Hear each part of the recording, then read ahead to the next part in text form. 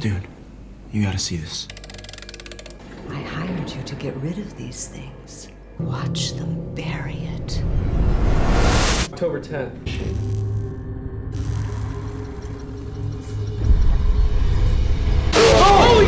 Scared the hell out of me. Von Tristan was fascinated with death and the worlds beyond.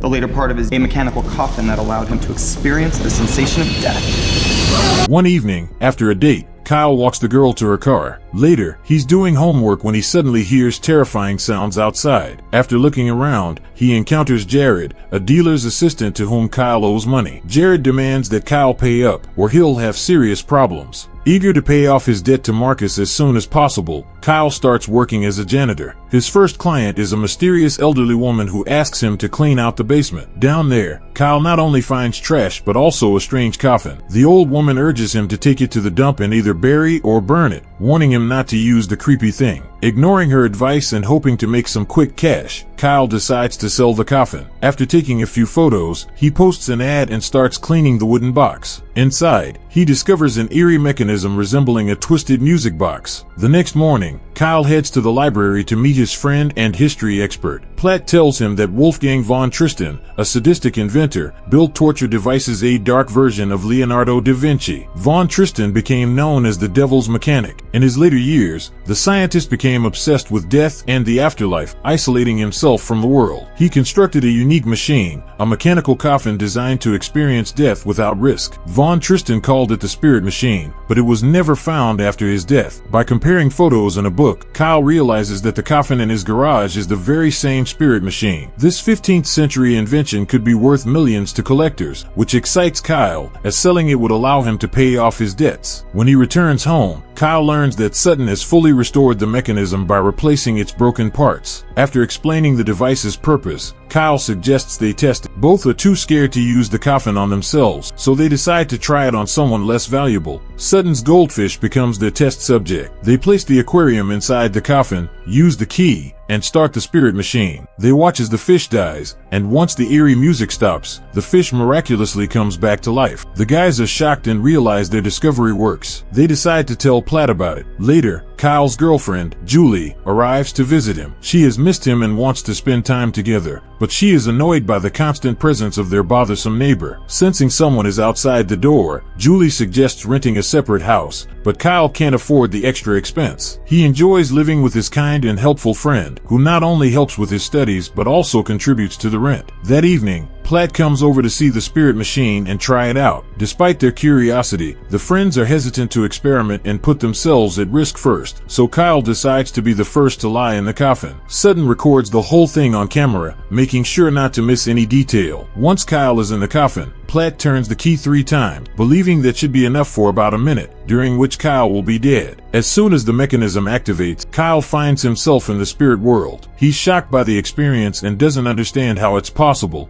Platt sees his friend dead and starts to panic, but Sutton suggests they stay calm and wait for the music to stop. When it does, Kyle comes back to life and admits it was an amazing experience, one they should all try. Platt is still scared, but curiosity forces him to take the risk. He lies in the coffin second, and the friends activate the device for 1 minute so he can experience the incredible sensations after dying and temporarily entering the spirit world. Platt takes a walk through the night city. He doesn't know how to make the most of his new ability, so he just wanders aimlessly. On a railway track, he sees a train that could have run him over if he had a body. The train rushes past the frightened Platt, and he returns to his body still in mild shock. Being the smartest of the 3, Platt realizes that what they're experiencing are near-death experiences. While in the coffin, they come close to death's threshold but don't cross it, allowing them to return to their bodies. Inspired by his friend's stories and experiences, Sutton asks for help getting into the coffin. Platt thinks it's a stupid and dangerous idea, but the guy in the wheelchair ignores his warnings, hoping to figure out whether this is a dream or reality. Kyle writes a note and leaves it by the aquarium, asking Sutton to read it when he enters the spirit world and tell him what it says. Once Sutton is in the spirit world, he's pleasantly surprised to find that he can walk again. Mike controls the process but has to step away as his girlfriend arrives to visit. Trusting Platt to watch over Sutton, Mike meets Julie and realizes she has uncovered his financial scams. He had secretly been taking money from her credit card, leading to a huge argument between them as Sutton, now a spirit, watches them unnoticed. He follows Julie to her car, feeling a connection to her. He dreams of touching her face, but as the music stops, his spirit returns to his body. The friends ask Sutton to tell them about the contents of the note, but he ignores it. To prove that it wasn't just a dream, he reveals Mike's financial scams and how Julie kicked Platt's moped. Later, the friends discuss what happened and realize that not only could they be paid handsomely for such a fine, but they could also be killed to get their hands on the spirit machine. Platt begs them not to touch the coffin or use it until he's conducted some research. He feels he must understand why they enter the spirit world and how the device works. Meanwhile, Sutton decides to test if he can walk. The guy in the wheelchair briefly gets up but falls immediately, which deeply frustrates him. Later, Platt returns to the library to begin studying the device. On the doorstep, he notices a homeless person and decides to carefully avoid him. At one point, Platt hears movement behind him and turns around, speechless. To his horror, it's not a homeless person, but death itself appearing as Wolfgang von Tristan's mechanical corpse. Terrified, Platt rushes into the building and sees that the ghost chasing him has vanished. Meanwhile, the spirit of von Tristan appears to Kyle, but he doesn't think much of it. Later, Julie calls Kyle, suggesting they take a break from their relationship to figure things out and decide whether they should continue seeing each other. Trying not to fall into depression, Kyle decides to smoke but realizes that forbidden substances don't bring him as much pleasure as the coffin, which allows him to enter the spirit world. At the same time, Kyle decides to use the coffin again without telling anyone. After turning the key a few times for extra time, he enters the spirit world and takes a walk through the night city. Near a clothing store, he decides to follow its owner. This allows him to remain unnoticed and learn the safe code, alarm code, and entry door code, which could make him the perfect criminal. Waking up in his body, Kyle quickly prepares and heads out to commit the robbery. Using the codes, he easily sneaks inside without drawing attention from the police, stealing all the money and a revolver. Afterward, Kyle goes to Marcus to settle his drug debts and buy something stronger. Upon arriving at the trailer, he notices his car acting strangely, with the headlights and wipers turning on. Kyle panics, thinking that the spirits have started to haunt him, but it turns out to be a cruel prank by Marcus. The drug dealer offers Kyle some white powder, but he firmly refuses. Returning to his car, Kyle decides to smoke again but realizes it no longer gives him the same satisfaction as before. Furthermore, the constant smoking is damaging his health and teeth. At the same time, Sutton decides to use the spirit machine as well. In the afterlife, Sutton's ghost heads to Julie's apartment, secretly desiring his friend's girlfriend. Sutton sneaks into her place and watches her sleep. At one point, he kisses her, then returns to his own body. Julie feels a touch on her lips and wakes up confused about what happened. Back in his body, Sutton trains hard and notices Kyle coming home, hiding the drugs and revolver under his bed while studying the mad scientist's biography. With his invention, Platt realizes that the devil is hidden in the music. Continuing his research in the library and online, he notices that he's bleeding. The next morning, he calls Kyle to inform him that the secret of the coffin lies in the music, and its interval was banned by medieval churches because it was considered satanic. To continue his research, Platt needs to record the sound coming from the coffin and analyze it. He once again reminds the group that playing with the spirit machine is dangerous and asks them not to touch it until he arrives. In the evening, Platt visits his friends and checks on their well-being. Sutton and Kyle deny any changes in their behavior and don't mention their hallucinations. Platt notices that his friends are becoming obsessed with the coffin and its newfound power, but he begs them to resist the temptation. At one point, Platt decides to record the sound, but Kyle lies down in the coffin to return to the spirit world. He doesn't let his friends stop him and shows aggression. Once back in the afterlife, Kyle heads to Marcus. He sees that the drug dealer is shamelessly abusing his position. One of the customers lets Marcus take his girlfriend by force for the white powder, which disgusts Kyle, wanting to get revenge on Marcus and his accomplice. Kyle tracks down Jared to find out where they're hiding the drugs. Upon returning to the living world, Kyle confesses that he was at the gates of heaven and enjoys dangerous journeys. Platt is less optimistic, noticing the first horrific consequences of their curiosity. During another session, Sutton's fish dies, but he doesn't care. Sutton is eager to get into the coffin again and be a spirit, even if just for a few minutes. He heads to the afterlife and decides to visit the gym where Julie trains. He watches her not only in the ring but also in the shower, taking advantage of her being unaware. At that moment, Julie receives a call from Kyle asking to meet and try to make up. This triggers a fit of anger in Sutton, and he punches the box, discovering his newfound strength. When he returns to his body, Sutton lies to his friends, telling them he was at the movies. Platt and Kyle tease him, noticing that he's excited and clearly lying. At night, Platt returns to the library to study the music coming from the coffin. Analyzing the recording, he discovers an inaudible sound at low frequencies. This sound has incredible power and can affect living organisms. It likely killed Sutton's fish and is now doing the same to a fly. Platt realizes that one sound is not enough and that the coffin hides another secret, which is what allows it to affect people. The next morning, Kyle meets Julie at a cafe to tell her he's paid off the debt on her credit card. He tries to make amends, but Julie is unsettled by his aggressive attitude and the changes in his behavior. At the same time, Platt calls him to reveal that the spirit machine is a huge scam. It doesn't allow you to leave your body but simply kills your brain. While Kyle talks to Platt, Julie leaves, unwilling to continue the conversation. Upset by this, Kyle heads to the forbidden substance storage and steals its contents. Marcus and Jared find out the powder is missing and realize they're in big trouble, as they have no idea who could have stolen from them. Platt continues studying the spirit machine and begins to figure out how it affects the human body. Using a Livestream camera, he spots a needle mark on the back of the neck left by the tomb machine. At that moment, the spirit of death appears to him, continuing to haunt him. He realizes that his curiosity has led to tragic consequences and that this is just the beginning of the horror to come. Fearing the image of Von Tristan, Platt hides under the table, but then realizes it won't help. He decides to write Kyle a letter explaining the threat of the tomb. At that moment, Death attacks him again, forcing him to flee. As he runs, the malevolent spirit pushes him down the stairs, and he dies from his injuries. That evening, Kyle and Sutton can't wait for Platt and decide to continue their forbidden experiments with the tomb. Kyle suspects that their friend was right and the spirit machine is killing them, but he still takes the risk and lies down in the tomb to travel to the afterlife. Now a spirit, Kyle returns to Marcus's trailer and realizes that he and his accomplice have decided to make low-quality white powder to make money off its sale. Watching one of their clients, Kyle sees the deadly result but is powerless to stop it. Meanwhile, Sutton leaves his friend behind and heads to Julie. He plans to expose Kyle and gives her a gift where Kyle is hiding the forbidden substances. Sutton tells her Kyle will never be a good person and then confesses his love. Julie rejects him, not because he's in a wheelchair but because she sees him as a friend. The rejection makes Sutton angry, and he demonstrates the strength the ancient tomb has given him. The spirit journey has made him physically stronger, and he can walk again. Despite his persistence, Julie firmly rejects Sutton as she loves Kyle and only wants to be with him. After returning to his body, Kyle heads to one of Marcus's clients' houses,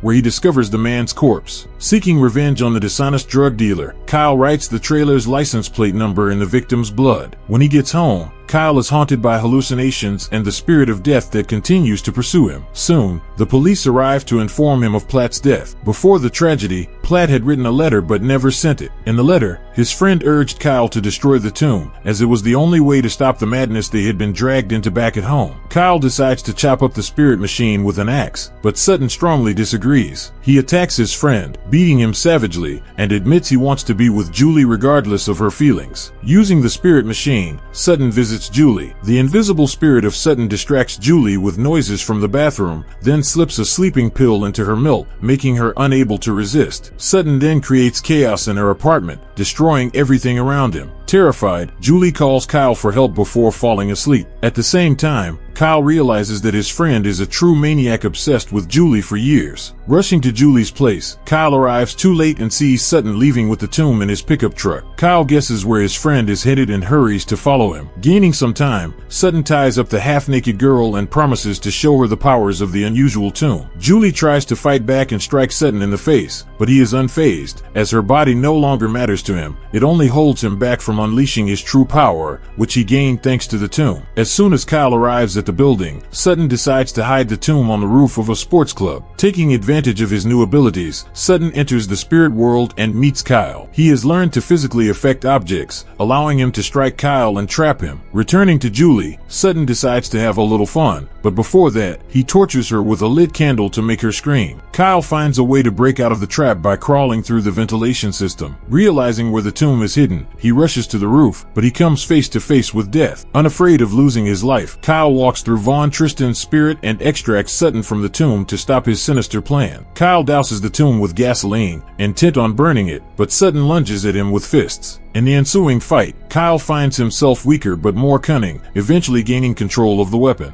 Not wanting to shoot his friend, Kyle fires a bullet into the tomb, sparking a fire. Enraged, Sutton tries to throw Kyle off the roof, but Kyle clings to the edge of a protruding wall. It seems like the end and he's about to fall, but Julie, freed from her restraints, shoots Sutton in the neck and shoulder. Taking advantage of the distraction, Kyle climbs back up and attacks Sutton again. During the struggle, Sutton falls to his death. His spirit is released, and for a brief moment, Sutton rejoices. However, death arrives and takes his soul to hell. The tomb burns completely, and no one will be able to use it again. After collecting the remains of the mechanism, Kyle heads home. Along the way, he notices that the police have arrested Marcus and his accomplice. Later, Kyle decides to meet with the old woman to tell her she was right. Standing at the doorstep of her house, Kyle realizes the elderly woman is a spirit, cursed and trapped in this world. Now her mission is complete, and her soul is free, but Kyle must continue to protect the secret of the spirit machine. He will see death for the rest of his life, but he's ready to accept this as long as no one else has to suffer. The tomb offers incredible possibilities, but the cost is far too steep. Subscribe to watch more videos like this, leave a comment about your favorite movie, and we will make it next. Thanks for watching.